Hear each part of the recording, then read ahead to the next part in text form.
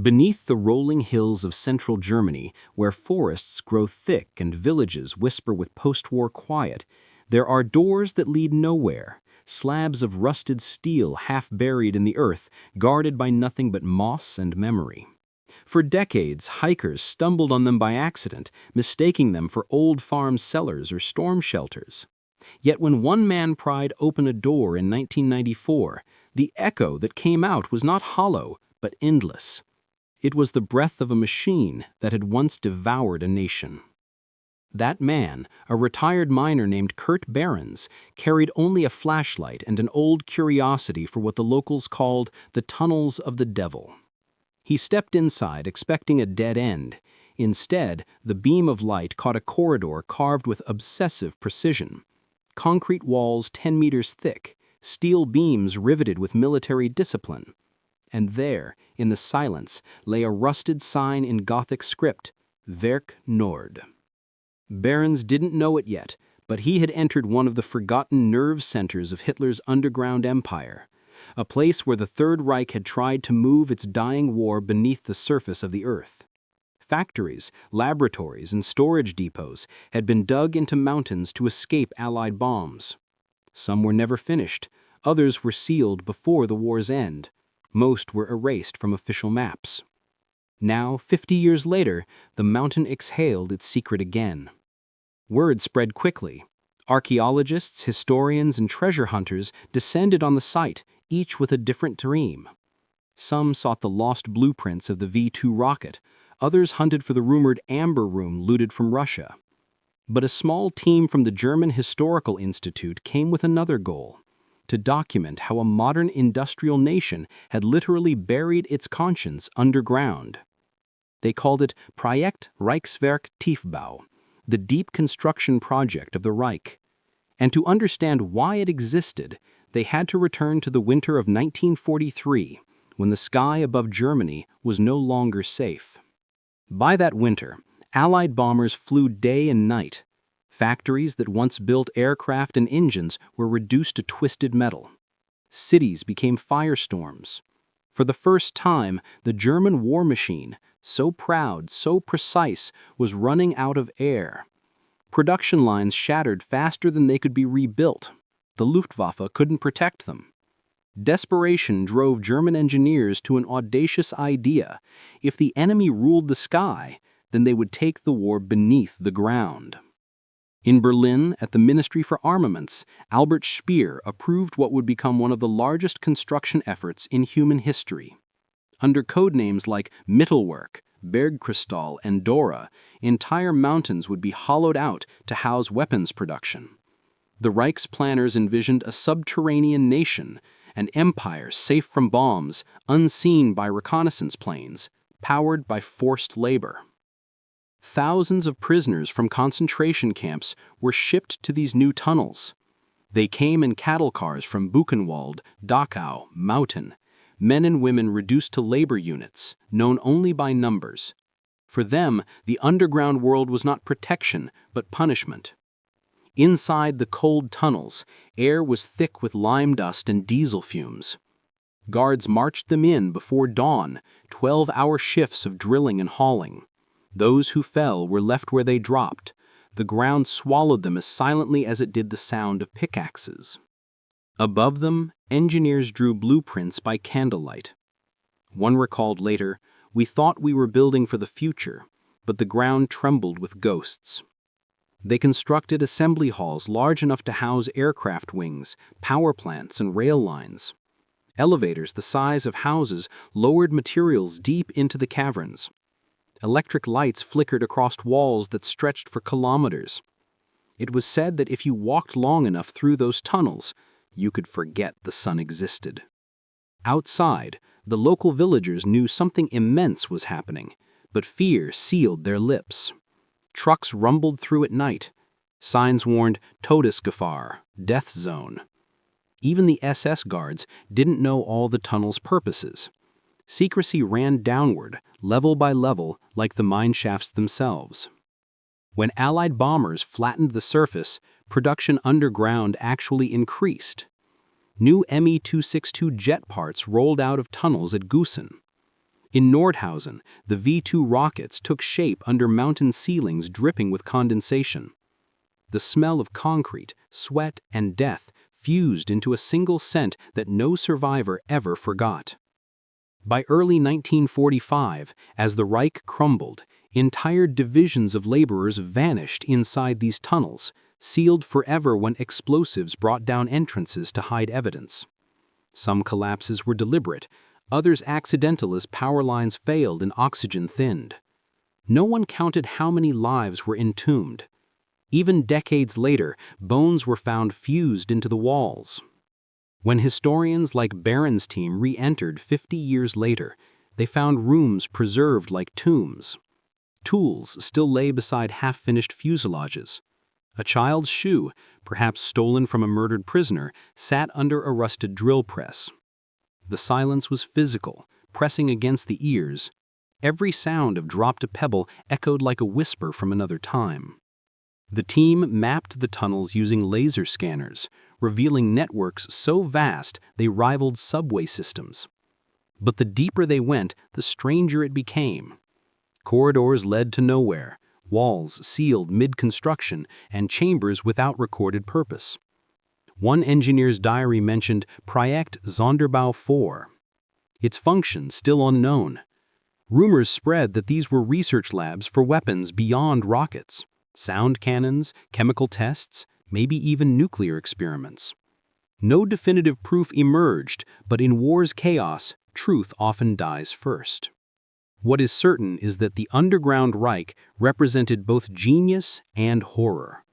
Genius for the engineering that defied bombardment, horror for the price paid in human lives. Each tunnel was a ledger written in stone, every meter measured against suffering. When the researchers pushed deeper into the second level of Work Nord, the air grew colder and the dust thickened into a fine white mist that clung to their clothing. One of the men, a young historian named Elias Kruger, swept his light over a doorway whose hinges had rusted into petrified curves. Behind it was a staircase spiraling downward at a perfect right angle, each step chiseled by hand. At the bottom, the team found something none of them had expected, an entire floor lined with metal rails. They ran into darkness in both directions, like veins through stone. The rails told a story of an underground railway meant to move engines, fuselages, perhaps entire rocket bodies. It was industrial efficiency buried alive. Beside the tracks were concrete alcoves marked with faded stencils, Kraftwerk 1, Kraftwerk 2. The numbering suggested more than one power plant. But why would a factory buried beneath a mountain need multiple sources of power, unless it had been meant to operate as a self-contained world? Old documents from the archives in Munich hinted that the project had been designed to last for decades.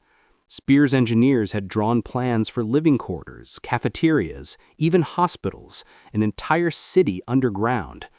The ambition was grotesque, but consistent with Nazi ideology, to control not only the surface of the continent, but the depths beneath it.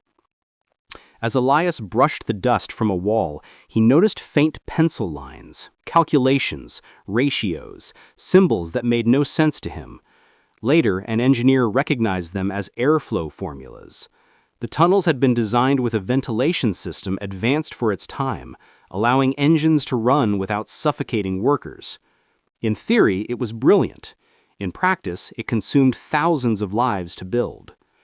During the war, prisoners worked in pairs. One drilled holes for dynamite while the other loaded the charges.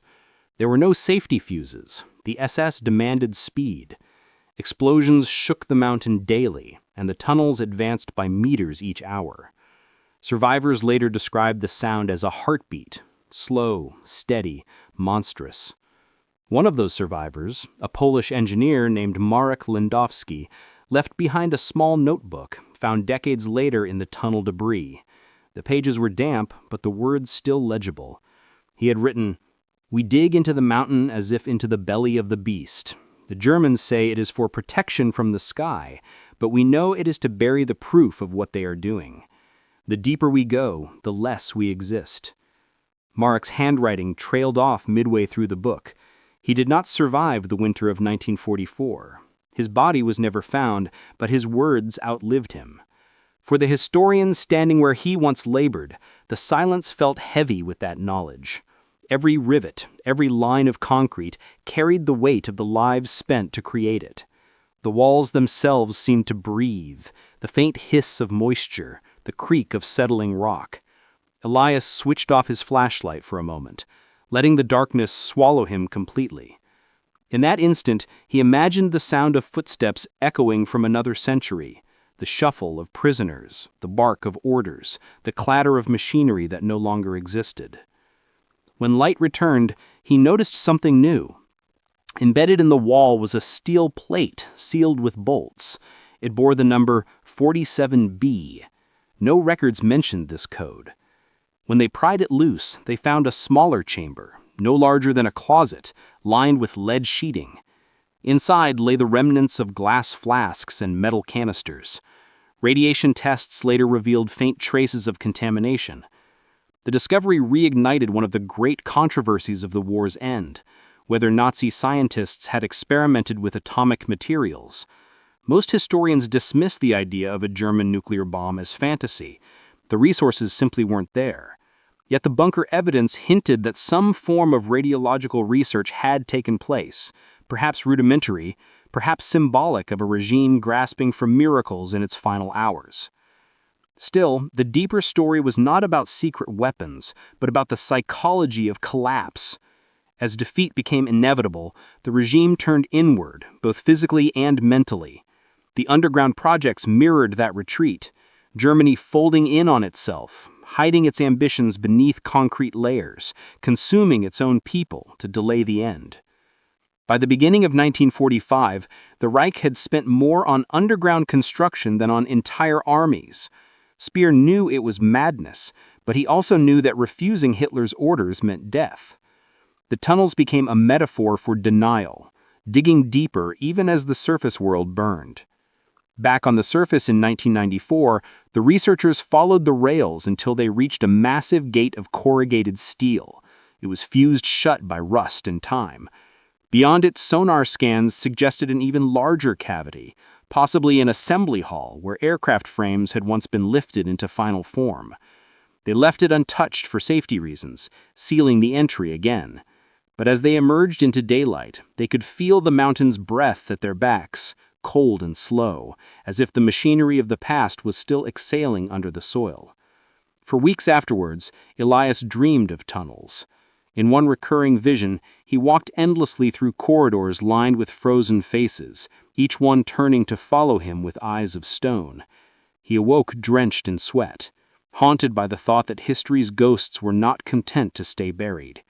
When his report was published the next year, it made international headlines. The press called it Germany's Underground Reich.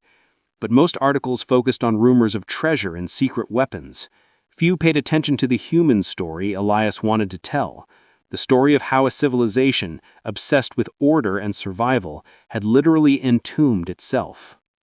When Elias Kruger and his team crossed into Austria that following spring, the air in the Salzkammergut region still smelled faintly of damp pine and salt rock.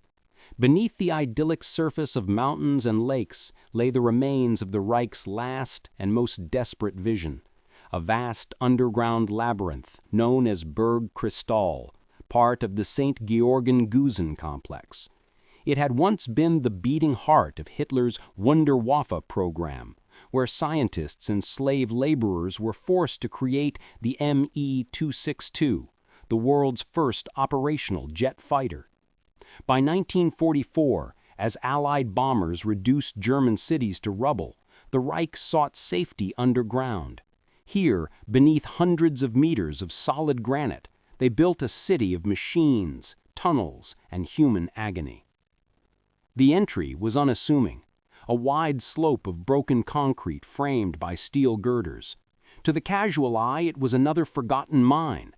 But the moment Elias stepped inside, he felt the shift, a chill that went beyond temperature, a silence thick with unspoken suffering.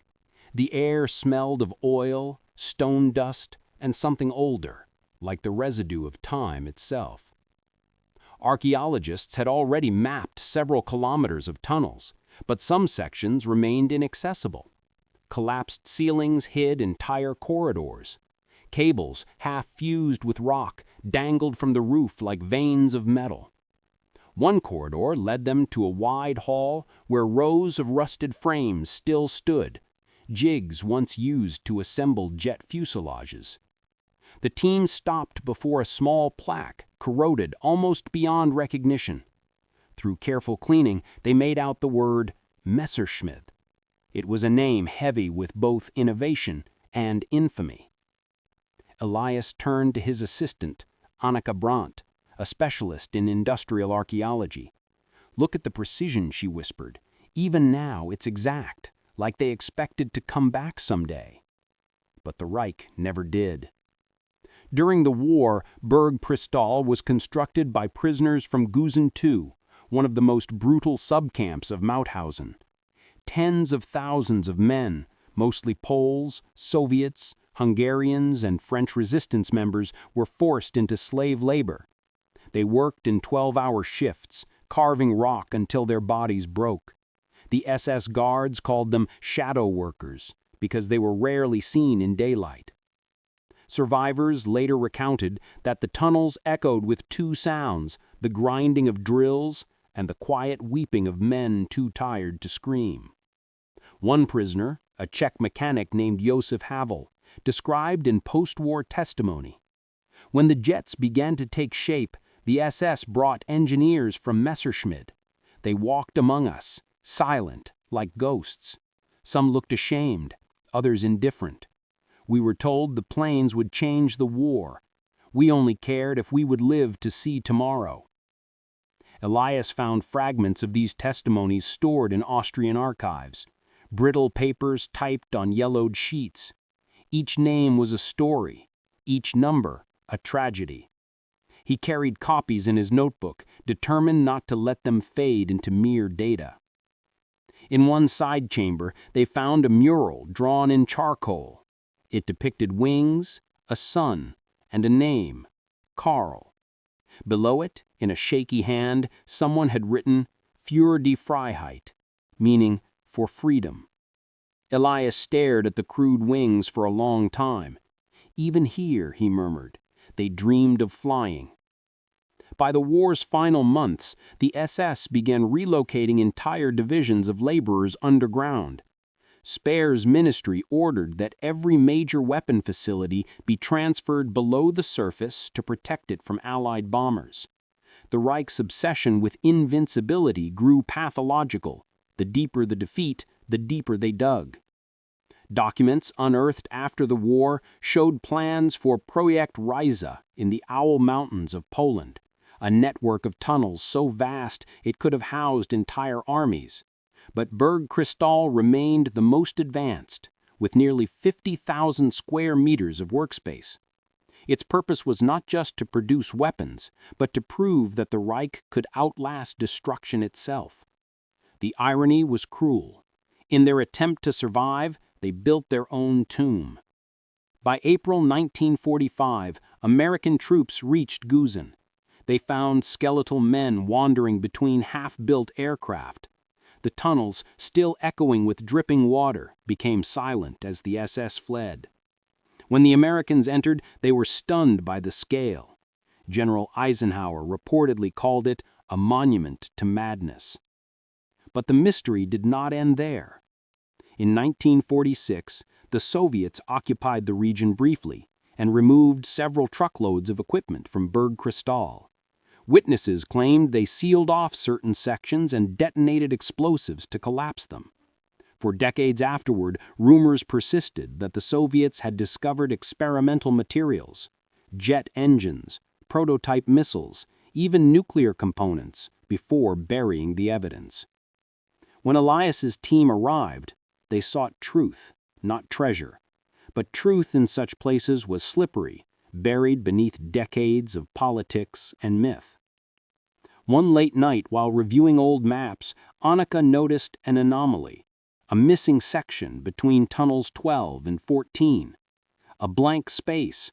Yet the engineering logs showed ventilation shafts leading somewhere. They decided to investigate. After 2 days of careful excavation, they broke through a thin concrete wall. Behind it lay a sealed chamber no one had entered since 1945. Inside were several crates wrapped in oilcloth. The air smelled of mold and decay. Elias's flashlight trembled as he brushed off the first crate. Stenciled in fading paint were the words Geheime Abteilung, nur für Dr. Kammler, meaning secret department for Dr. Kammler only. The name struck him cold.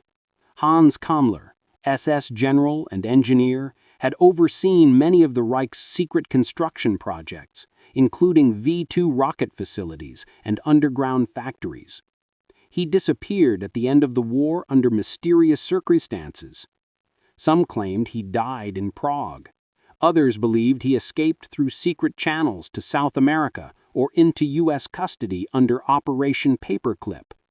If these crates truly belonged to Kammler, they were potentially explosive, not literally, but historically. They opened the first one carefully. Inside were notebooks, blueprints, and a series of photographs showing strange metal spheres and test rigs. One note bore a title, Projekt Chronos. The handwriting was Kammler's. The contents hinted at experiments with high-energy physics, perhaps involving magnetic propulsion. But the documents were incomplete, as if key pages had been deliberately removed. When news of the find leaked, the Austrian government quickly intervened. The crates were seized and classified. Elias was instructed to cease exploration pending official review. But he had already photographed everything. That night, sitting alone in the guest house, he studied the images on his laptop. One sketch caught his attention, a cross-section of a large underground dome with annotations about rotational fields and frequency stabilization. It seemed absurd, almost science fiction, yet the technical detail was undeniable. Was Kammler chasing a mythical wonder weapon, or something even stranger, an attempt to manipulate forces no one understood? The answer lay somewhere beneath the mountain, sealed behind walls of stone and silence. And so Elias made a decision that would define his life. He would return, unauthorized, to explore the final sector, the one the Soviets had collapsed in 1946. Night fell over St. Jorgen, and the village lights flickered like embers against the foothills. Elias waited until the clock struck 2 before slipping out. He carried only a headlamp, a compact oxygen pack, and a camera. Annika had begged him not to go. "The tunnels are unstable," she warned. "You'll be buried alive in there." But obsession, once awakened, is hard to silence. The deeper he descended, the louder the mountains seemed to breathe. The echo of his footsteps merged with the steady drip of groundwater. When he reached the sealed sector, he set up a small camera to record his progress. The first few meters were slow. He squeezed through cracks barely wide enough to crawl. Dust filled his lungs, yet after hours of digging, the rock opened into a natural cavern. It was not part of the original construction. A geological fault, widened by explosions. In the center stood something metallic. A ring. It was 2 meters wide, made of alloy unfamiliar to him, its surface smooth but etched with tiny concentric grooves. Wires trailed from its base into the stone. Around it lay debris, twisted beams, rusted instruments, and shattered glass. On the ground near the ring was a plaque reading, Versuchsanlage C, Test Facility C. He realized then that he was standing inside Kammler's hidden chamber. the heart of whatever Projekt Chronos had been. He documented everything, photographing the ring from multiple angles. When he touched it, a faint vibration hummed through the metal, almost imperceptible, yet alive. Could it be residual magnetism? Or something else? Suddenly, his camera flickered. The air temperature dropped sharply.